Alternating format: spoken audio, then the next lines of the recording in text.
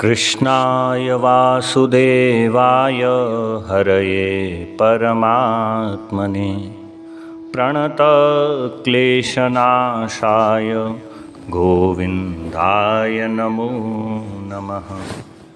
कृष्णाय वासुदेवाय देवकीनन्दनाय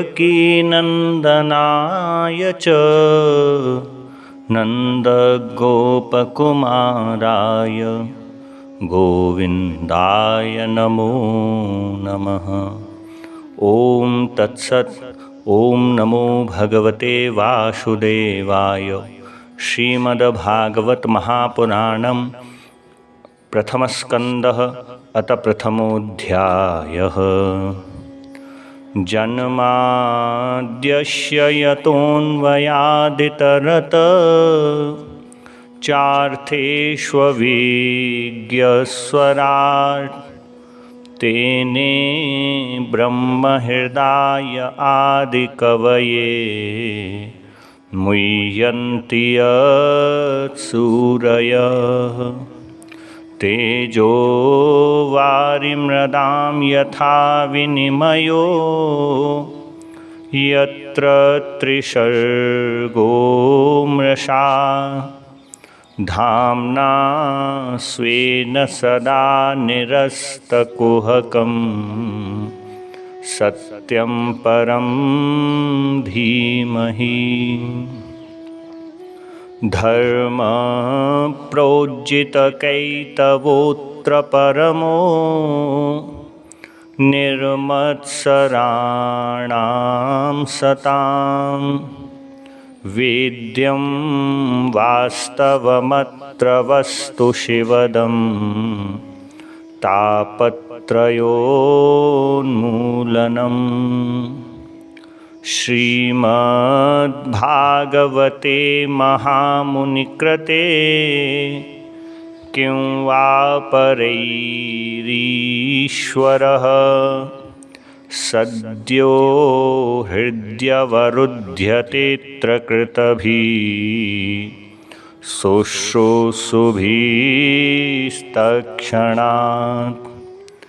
निगमकल्पतरुर्गलितं फलं शुकमुखादमृतद्रवसंयुतं पिबत भागवतं रसमालयं मुहुरहो रसिका भुवि भावुकाः। नैमिषे निमिषक्षेत्रे ऋषयः शौनकादयः सत्रं स्वर्गाय लोकाय सहस्रसममाशत। त एकदा तु मुनयः प्रातुर्हुतहुताग्नयः सत्कृतं सूतमाशीनं प्रपृच्छुरिदमादरात्। ऋषय ऊचुः त्वया खलु पुराणानि चेतिहासानि चानघ आख्यातान्यपधीतानि धर्मशास्त्राणि यान्युत। यानि वेदविदां श्रेष्ठो भगवान् बादरायणः अन्ये च मुनयः श्रुतपरावरविदो विदुः। वेत्थत्वं सौम्य तत्सर्वं तत्त्वस्तदनुग्रहात्।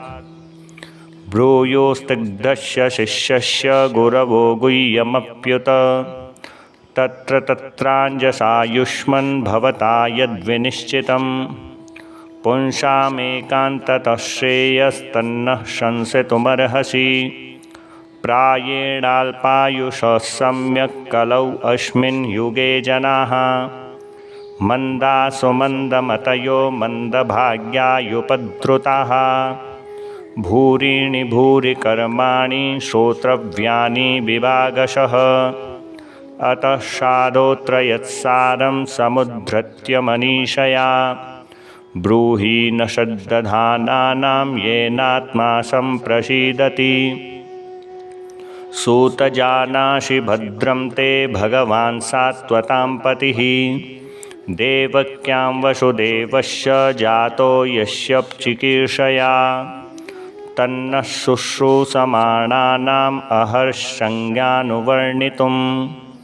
यस्यावतारो भूतानां क्षेमाय च भवाय च आपन्नः संसृतिं घोरां यन्नाम विवशो गृणन् ततः सद्यो विमुच्येत यद्विवेति स्वयं भयम् यत्पादसंशयाशूत मुनयः प्रशमायनाः सद्य पुनत्युमुपस्पृष्टा स्वर्धुन्यापोऽनुसेवया को वा भगवतस्तस्य पुण्यश्लोकेऽद्यकर्मणः शुद्धिकामो न शृणुयाद्यशः कलिमलापहम् तस्य कर्माण्युदाराणि परिगीतानि शूरिभिः ब्रूहि न श्रद्दधानानां लीलया ददतः कला अथाख्याहिर्हरे धीमन्नवतार कथा शुभा लीला विदधत स्वैरम् ईश्वरस्यात्ममायया वयं तु न वृतप्याम उत्तमश्लोकविक्रमे यशृण्वतां रसज्ञानां स्वादु स्वादु पदे पदे कृतवान् किल वीर्याणि सह रामेण केशवः अतिमृत्यानि भगवान् गूढः कपटमानुषः कलिमागातमाज्ञाय क्षेत्रेऽस्मिन् वैष्णवे वयम् आसीना दीर्घसत्रेण कथायां सक्षणा हरिः त्वं नः सन्दर्शितो धात्रा दुस्तरं निस्थितिर्षताम् कलिं सत्त्वहरं पुंसां कर्णधार इवार्णवम् ब्रूहि योगेश्वरे कृष्णे ब्रह्मण्ये धर्मवर्मणि स्वां काष्ठाम् अधुनोपेते धर्मः कं शरणं गतः। जय जय स्वस्ति श्रीमद्भागवते महापुराणे पारमहंस्यां संहितायां प्रथमस्कन्धे नैमिषयोपाख्याने प्रथमोऽध्यायः। श्रीबालकृष्णचरणार्पणमस्तु। कृष्णाय वासुदेवाय हरये परमात्मने प्रणतक्लेशनाशाय गोविन्दाय नमो नमः।